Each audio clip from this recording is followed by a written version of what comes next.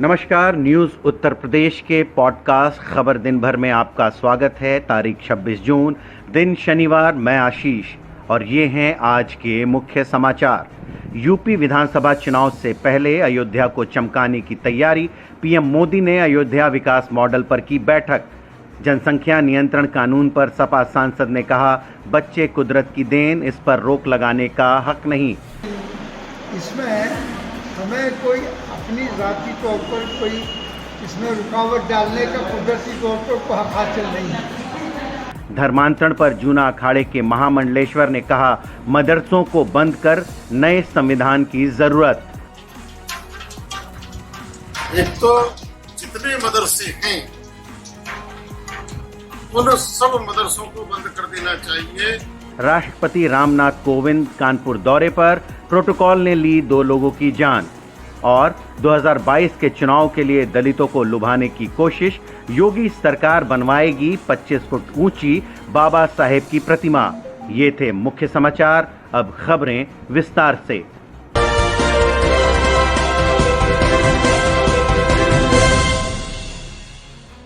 अयोध्या के विकास को लेकर बनाए गए विजन डॉक्यूमेंट्स पर प्रधानमंत्री नरेंद्र मोदी ने वर्चुअल रिव्यू मीटिंग की। इसमें सीएम योगी आदित्यनाथ, दोनों डिप्टी सीएम समेत 13 लोग शामिल हुए। इस मीटिंग से श्री राम जन्मभूमि तीर्थ क्षेत्र ट्रस्ट को दूर रखा गया। सुनिए प्रिया को, जो बताएंगी इस बैठक की अहम बातें। अयोध्या विकास मॉडल को लेकर हुई बैठक तकरीबन 45 मिनट चली। इस रिव्यू मीटिंग में प्रधानमंत्री ने कहा कि अयोध्या का विकास मॉडल ऐसा होना चाहिए जिससे युवाओं में आध्यात्मिकता और संस्कार आए। पीएम ने अयोध्या विकास मॉडल को समय से पूरा करने के लिए कहा है। उन्होंने मॉडल को तैयार करने के लिए 6 महीने की कड़ी मेहनत कर रहे अधिकारियों को बधाई दी और उनकी हौसला भी बढ़ाया। वहीं सीएम योगी आदित्यनाथ ने पीएम को अयोध्या विकास का काम समय से पूरा करने का आश्वासन दिया है। अयोध्या में श्री राम एयरपोर्ट के काम को भी इसी साल के अंत तक पूरा करने की बात हुई है। यूपी में अगले साल होने वाले विधानसभा चुनाव से पहले अयोध्या को चमकाने की कवायद तेजी के साथ चल रही है। इसके लिए अयोध्या विकास प्राधिकरण की तरफ से मास्टर प्लान बनकर तैयार किया गया है। वहीं केंद्र और राज्य सरकार के करीब 20,000 करोड़ रुपए की परियोजनाओं पर काम भी चल रहा है। यूपी में जनसंख्या नियंत्रण कानून को लेकर चर्चा जोरों पर है। इस बीच अपने बयानों को लेकर अक्सर चर्चा में रहने वाले संभल के सांसद शफीकुर रहमान बर्क ने जनसंख्या नियंत्रण कानून बनाए जाने का विरोध करते हुए कहा कि अब 2 कानून तो एक ज़माने से एक मुद्दत से कि आप देख रहे हैं सब कानून बन चुके हैं। ये तो निज़ाम कुदरत के अख्तियार में है। देखिए कितने बच्चे पैदा होंगे, क्या होगा, ये सब कुछ है। ये कुदरत का निज़ाम है और इंसान को भी अल्लाह ताला ने ही सबको, सारे इंसानों को पैदा किया है। उनकी भी मौत और ज़िंदगी उसके इख्तियार में है, किसी के इख्तियार में नहीं है। तो इस पॉलिसी में ठीक है, इसके सुधार के लिए कि भाई गवर्नमेंट से उसका बोझ संभाला नहीं जा रहा, वो एक दूसरी बात है। लेकिन इसमें हमें कोई अपनी ज़ाती तौर पर कोई इसमें रुकावट डालने का कुदरती तौर पर कोई हक हासिल नहीं है। डॉक्टर साहब, एक सवाल और था। एक धर्मांतरण का मामला चल रहा है। धर्मांतरण की ज़बरदस्ती मुसलमान बना दिया जा रहा है। कुछ लोग 1000 लोगों को बना दिया गया है। उसमें जमीयत उलमा हिंद का भी नाम आ रहा है कि उसमें भी जो लोग जुड़े हुए हैं वहाँ नाम आया है। SIT ने केस भी दर्ज कर लिया है।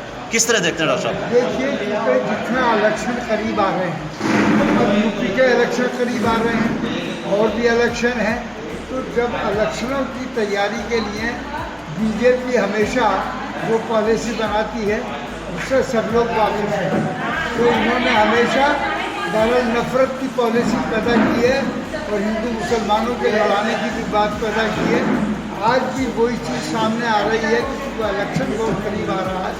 तो ये यहाँ के हालात में कुछ इस तरह की बहरहाल माहौल को पैदा करना चाहते हैं जिससे कि वोटों इन्हें वोट ज़्यादा मिल सके। लेकिन इससे वोट ज़्यादा नहीं मिलने के, वोटों का घाटा ही होगा इंशाअल्लाह बीजेपी को। यूपी में राज्य विधि आयोग परिवार नियोजन को लेकर कानून बनाने की तैयारी कर रहा है।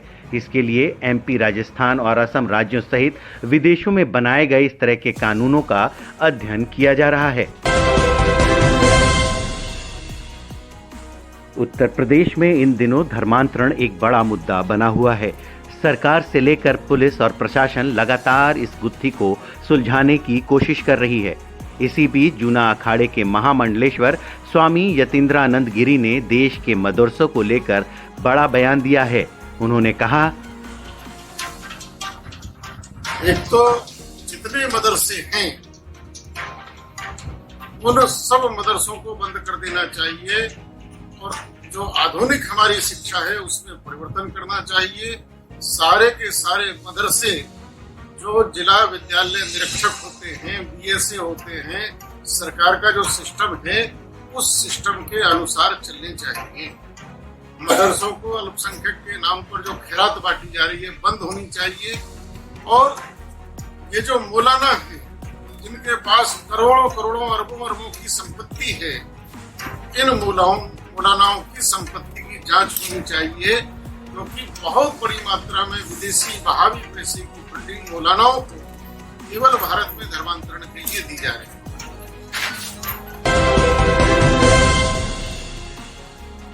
राष्ट्रपति रामनाथ कोविंद कानपुर दौरे पर हैं। इस दौरान वीवीआईपी मूवमेंट ने इंडियन इंडस्ट्रीज एसोसिएशन की अध्यक्ष वंदना मिश्रा की जान ले ली, तो वहीं राष्ट्रपति की सुरक्षा व्यवस्था में तैनाती को लेकर तेज रफ्तार से आ रही सीआरपीएफ के वाहन ने 3 साल के मासूम बच्चे को कुचल दिया। इस खबर पर ज्यादा जानकारी दे रही हैं शीतल। 25 जून की शाम राष्ट्रपति की विशेष ट्रेन के लिए गोविंद नगर में ट्रैफिक को रोका गया था। इस दौरान प्राइवेट कार से निजी अस्पताल जा रही पोस्ट कोविड मरीज वंदना भी जाम में फंस गई। करीब 1 घंटे तक रोके गए ट्रैफिक को नॉर्मल होने में आधा घंटा और लग गया। जाम में फंसी कार से महिला संघर्ष करती रही। जब तक वंदना अस्पताल पहुंचती तब तक बहुत देर हो चुकी थी। वहीं जैसे ही वंदना के जाम में फंसने से मौत की सूचना मिली तो पुलिस कमिश्नर असीम अरुण और डीसीपी रवीना त्यागी ने शोक जताया। साथ ही पुलिस कमिश्नर महिला के घर पहुंचे और उनके परिवार से माफी मांगी।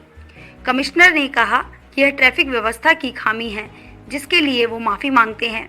जाम में मरीज के फंसने की सूचना समय से मिलती तो उसे पहले ही उचित व्यवस्था करके अस्पताल भेज दिया जाता। वहीं इससे पहले शुक्रवार सुबह राष्ट्रपति की सुरक्षा व्यवस्था में तैनाती को जा रहे तेज रफ्तार सीआरपीएफ वाहन ने 3 साल की मासूम की जान ले ली। दरअसल सीआरपीएफ वाहन ने बाइक सवार को जोरदार टक्कर मार दी। घटना में बच्ची बाइक से गिरकर सीआरपीएफ वाहन के पहियों के नीचे आ गई। आनन फानन में उसे अस्पताल ले जाया गया, जहां डॉक्टरों ने मृत घोषित कर दिया। इस घटना की सूचना मिलते ही राष्ट्रपति रामनाथ कोविंद और उनकी पत्नी सविता कोविंद ने शोक संवेदना व्यक्त की। राष्ट्रपति की पत्नी ने कमिश्नर को निर्देश दिए हैं कि दोबारा ऐसी स्थिति न पैदा हो, इस पर ध्यान दिया जाए। अगले साल होने वाले विधानसभा चुनाव में दलितों को लुभाने के लिए बीजेपी बड़ा दांव खेलने की तैयारी में है। योगी सरकार जल्द ही लखनऊ में अंबेडकर की मूर्ति बनवाने जा रही है। इस स्मारक को बनाने में करीब 45 करोड़ का खर्चा आएगा। इस खबर पर ज्यादा जानकारी दे रही हैं प्रिया। बीजेपी 29 जून को लखनऊ में अंबेडकर कल्चरल सेंटर का शिलान्यास कराने की योजना बना रही है। राष्ट्रपति रामनाथ कोविंद से अंबेडकर स्मारक का शिलान्यास कराया जा सकता है। ऐसा बताया जा रहा है कि डॉक्टर भीमराव अंबेडकर सामाजिक परिवर्तन स्थल की तर्ज पर बनने वाले स्मारक में बाबा साहब की 25 फुट की प्रतिमा लगाई जाएगी। डॉक्टर अंबेडकर सांस्कृतिक केंद्र में ऑडिटोरियम भी बनाया जाएगा, जिसमें लाइब्रेरी, म्यूजियम समेत अन्य सुविधाएं भी मौजूद होंगी। बीजेपी ने लखनऊ के ऐशबाग इलाके में अंबेडकर सांस्कृतिक केंद्र की स्थापना करने का फैसला लिया है।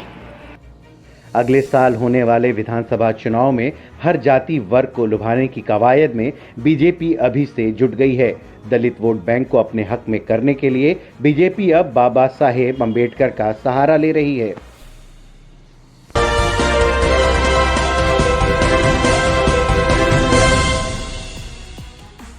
हर रोज की तरह एक बार फिर आपके लिए लेकर आए हैं पहचानो कौन का सेगमेंट। इसमें हम आपको सुनाते हैं एक आवाज। वो आवाज एक राजनेता की है या एक अभिनेता की, ये आपको पहचान कर कमेंट बॉक्स में लिखकर बताना होता है। तो सुनिए आज की आवाज और अपना सही जवाब भेजिए कमेंट बॉक्स में। I think every award is very special. Her award जब actor जीतता है तो they get, it's I think a very it's a boost to your confidence. So this award was actually a confidence award. इस bulletin में इतना ही। कल फिर मिलेंगे कुछ नई खबरों के साथ। नमस्कार।